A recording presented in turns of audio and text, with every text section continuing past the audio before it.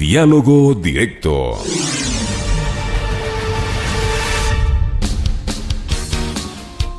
Las 17:30. Gracias, amigas, amigos, por continuar en nuestra sintonía. Saludamos cordialmente a Gabriel Orozco, director de doctorado en Sociedad de la Universidad Simón Bolívar de Bogotá. Muchísimas gracias, señor Orozco, por recibir nuestra llamada para hablar acerca de la reunión que mantuvieron hoy Juan Guaidó con Mike Pompeo en Colombia, y también estuvo presente el jefe de Estado de esta nación. Según la información que nosotros tenemos en esta visita, el funcionario estadounidense se reunió con el diputado y autoproclamado presidente interino de Venezuela, Juan Guaidó, con quien ofreció una conferencia de prensa conjunta.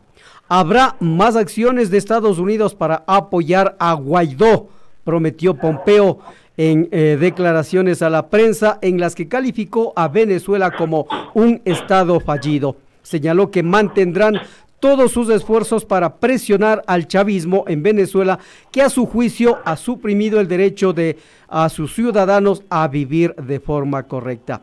Le consultamos a Gabriel Orozco qué implica estas declaraciones y qué implica entonces esta ayuda que dice que Estados Unidos brindará a Juan Guaidó. Bienvenido, buenas tardes. Buenas tardes, muchas gracias por la invitación. Un cordial saludo desde Barranquilla.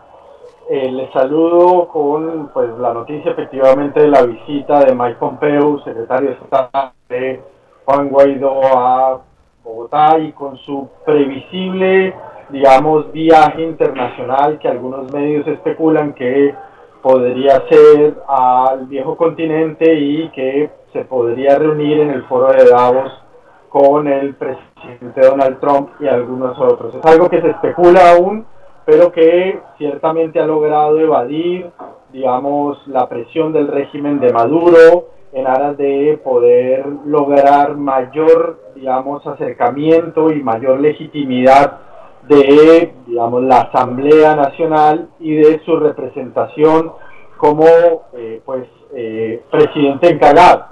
Lo que está buscando sin duda alguna Estados Unidos es, en vísperas de unas futuras elecciones internas de este año 2020, es lograr efectivamente un golpe de efecto en donde llegue no solamente a haber algún tipo de transición, sino que efectivamente pueda asumir Juan Guaidó funciones de gobierno de facto, porque si bien es cierto tiene el reconocimiento internacional y tiene, algunas funciones de gobierno, ha nombrado a algunos diplomáticos internacionales, ha logrado que se sancione y expulse a Venezuela de la asambleas de la Organización de Estados Americanos, así como también algunas sanciones económicas y recuperar algunos activos económicos de Venezuela en el exterior.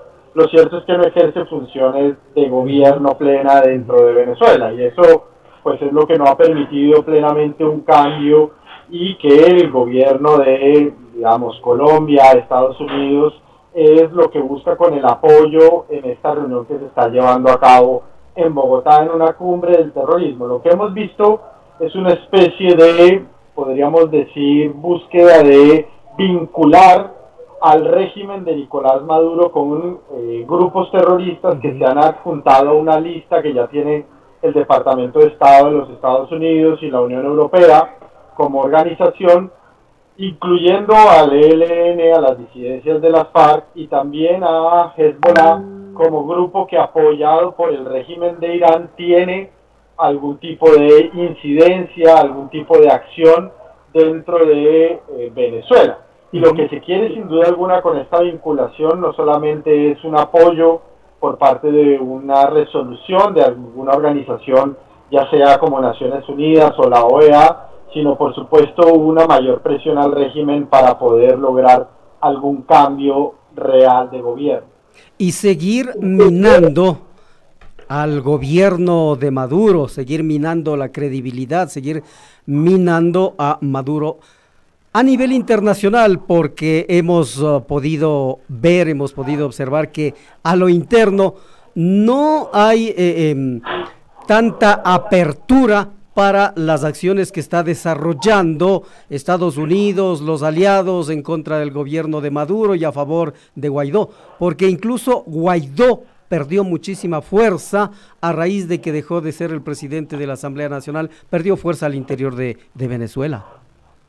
Ha habido un desgaste sin duda alguna de la acción que venía ejerciendo la oposición en la Asamblea. Ese desgaste se dio producto a la expectativa que generó hace un año, inicios del año 2019, recordemos que hubo el famoso, digamos, cerco diplomático que el Grupo de Lima impulsó, una serie de países que tenían, digamos, como acción principal lograr aislar a Nicolás Maduro y lograr, además de aislarlo, una especie de caída dominó de su apoyo por parte del régimen militar, por parte de la población, para que hubiese efectivamente un cambio. Pero ha habido un desgaste porque Maduro ha mostrado ciertamente una gran habilidad y sobre todo un control de las fuerzas militares bolivarianas y apoyadas por supuesto en las, digamos, lo que se llaman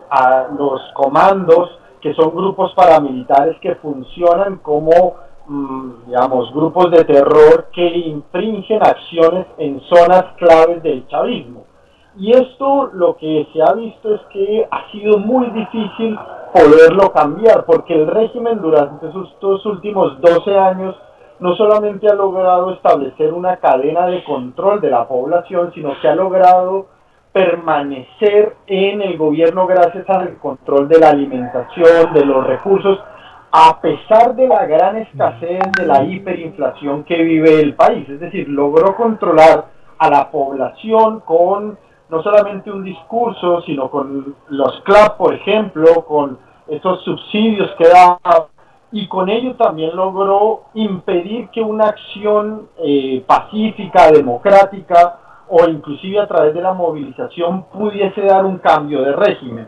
Y esto ha hecho que sin duda alguna el grupo de Juan Guaidó haya tenido un, digamos, desgaste, pero también hay que reconocerlo que desde hace muchos años no veíamos ni en Leopoldo López ni en Capriles una voz tan clara como la que ha tenido Juan Guaidó y un apoyo tan unánime por parte de un número importante de la comunidad internacional. Pero en esto los juegos de alianzas geopolíticos se han movilizado. Nicolás Maduro, por ejemplo, el que él dice que es su canciller, su representante en relaciones exteriores, está actualmente en una gira en Irán, digamos, y tienen un respaldo importante en Rusia, China, lo cual le sigue dando una legitimidad en términos de balanza de poder, en términos de apoyos internacionales, que Juan Guaidó ha logrado por su lado con apoyos importantes de países de la Unión Europea, algunos países asiáticos, algunos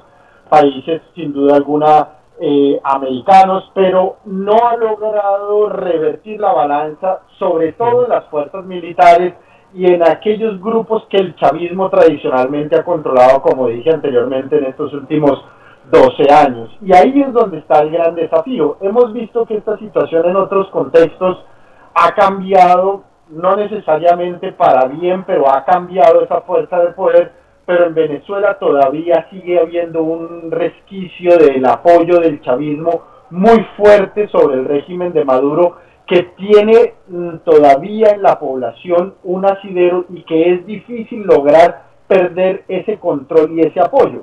Y lo que está queriendo Juan Guaidó es mostrar que él puede seguir ejerciendo ese liderazgo y que tiene ese apoyo internacional para una transición que va a ser benéfica para la población. Al final lo que él está queriendo mostrarle a su población es que donde lo apoyen totalmente va a lograr el alivio de la situación económica por la que pasa la gran mayoría del pueblo venezolano.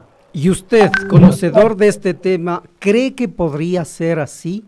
¿Cree que podría Guaidó ser la solución para aliviar esta crisis que fue lamentablemente propugnada por los contrarios a Maduro? ¿Cree usted que podría mejorar la situación? Pues lo cierto, Quique, hemos visto en los últimos años es que en la medida en que Nicolás Maduro se perpetúe en el poder, el chavismo se mantenga, la situación en Venezuela se ha deteriorado aún más. Todos los indicadores, con lo difícil que es obtener datos en Venezuela, muestran efectivamente que la hiperinflación va a continuar, que la situación de escasez es cada vez más arraigada, que los cortes de energía eléctrica, de agua, no solamente se dan en provincias alejadas de Caracas o de zonas, digamos, urbanas, sino que se dan en las grandes urbes, pero también hemos visto que la escasez de medicinas continúa, que la imposibilidad de lograr una reactivación de la economía no se está dando dentro del margen que se le ha venido dando al chavismo. El chavismo, y en cabeza de Maduro, lo que ha pedido durante estos años básicamente es que se le dé tiempo, que va a haber un plan de reactivación económica, que va a haber unos acuerdos digamos, a forma de préstamos a 20, 30 años con China o con Rusia, y lo que se ve es que esto al final no llega a la población. Entonces, lo que uno tendría que esperar de que Maduro continúe es que la situación económica de hiperinflación, de escasez, se va a seguir arraigando y profundizando. En la medida en que no haya un cambio en las medidas, en que no haya una oxigenación de la economía vía préstamos internacionales, vía financiamiento internacional, vía cooperación internacional, pues va a ser muy difícil que esto arraigue en la población, que esto llegue a la mayoría de población. Y Venezuela en ese sentido necesita un cambio, es lo que siente la población en las calles, que uno ve constantemente en los informes de prensa, y lo que la población está pidiendo es que haya un cambio efectivamente de régimen. Aquí hay otro aspecto importante, y es que no olvidemos que durante el 2019 hubo un proceso de negociación, en Oslo, en donde las partes se sentaron, y este proceso de negociación, que tuvo mediaciones del gobierno español, que tuvo mediaciones de varias partes, no llegó a buen término. Las partes no encontraron, porque efectivamente se ve que el gobierno de Nicolás Maduro y del chavismo es más parte del problema que de la solución.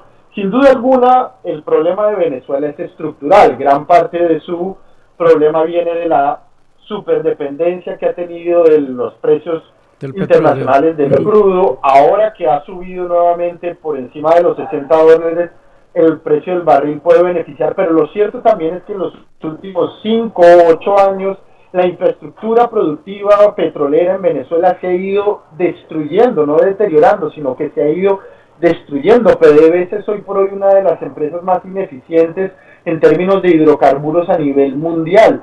Y esto se debe también a un Estado ineficiente que no ha logrado darle el sentido que tenía que avanzar, siendo el país con mayores reservas de petróleo a nivel mundial, para que pudiera esa empresa realmente capitalizarse, realmente tener un sentido de impacto. Y PDVSA se ha dedicado a repartir los CLAP, se ha dedicado a ser controlada por militares, y no ha logrado llegar a la población con los recursos ingentes del petróleo que recibe.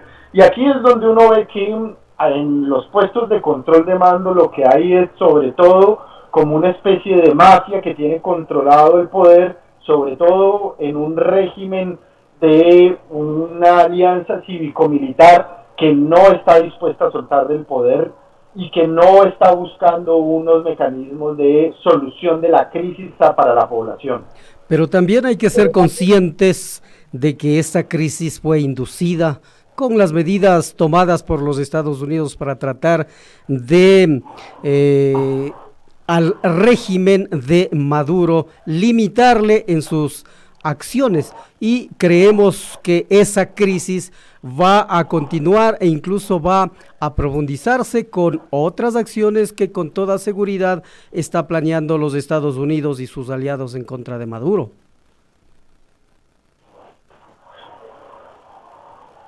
¿Sí? ¿Me está escuchando? Sí, perdón, disculpa, sí, le escucho. Ya, le planteaba... sí. Adelante. Si me escuchó, por favor, adelante con su respuesta. Sí. Sí, eso último. A ver, vamos nuevamente, vamos nuevamente a plantearle la consulta. Le decía que tenemos que estar conscientes también que esta crisis fue inducida por las acciones desarrolladas por Estados Unidos en contra del gobierno de Maduro y que con toda seguridad esta crisis inducida se profundizará porque Estados Unidos está planeando, organizando otras acciones con el fin fundamental de cambiar el régimen de Maduro. Ya, sí, bueno, o sea, uno podría decir que efectivamente hay intención clara de asfixiar al régimen y de que esa intención clara de asfixiar al régimen pues ha inducido a la crisis, pero uno tendría también que decir que el régimen de Nicolás Maduro ha tenido otros aliados internacionales, de que el régimen de Nicolás Maduro en un contexto de globalización podría negociar algún tipo de acuerdo o buscar otro tipo de alianzas que no lleven necesariamente a, digamos, el extremo de crisis por el que está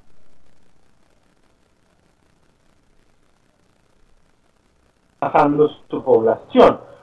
Y ve los problemas como algo absolutamente exógeno, pues creo que no es el conjunto de factores que inciden en una crisis de esta dimensión. Es cierto que en otros casos Estados Unidos ha generado también procesos de acorralamiento, procesos de asfixiamiento, y que uno podría decir es todo culpa de Estados Unidos. Pero en una economía globalizada, en una economía en donde los gobiernos buscan cierto margen de maniobra, pues sería limitado atribuirlo solamente a esa medida por parte de Estados Unidos. Uno lo que tendría que decir es que el régimen ha sido incapaz de buscar una alternativa y de poder encontrar mecanismos de diálogo y de, digamos, concertación a la crisis.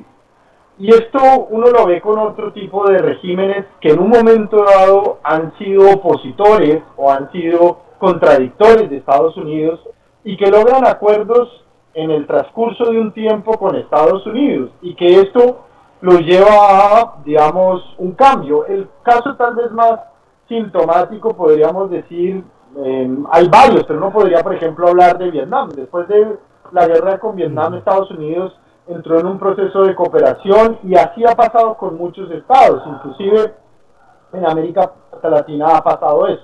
Entonces no podría decir que la crisis es exclusivamente del factor de Estados Unidos como aislamiento. Uno tendría que decir que el régimen ha tenido mucha inoperancia, pero también además quiero hablar de varios testimonios que ha habido al interior mismo de antiguos mandos o directivos del régimen chavista.